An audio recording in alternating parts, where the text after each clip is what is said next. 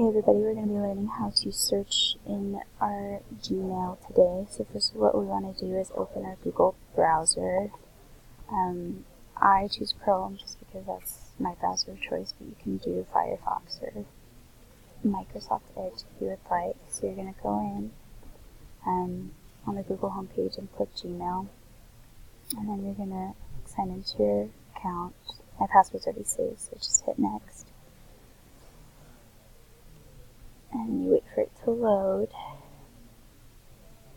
and then you're going to go to the search bar and search cookies.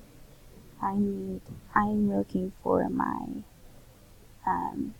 recipe that my sister sent me, so I just searched cookies, and then the subject cookies for Sarah comes up because I knew the subject was. So you can search just a keyword that you need, and then you search the keyword and it'll pop up and you'll find the email you're looking for.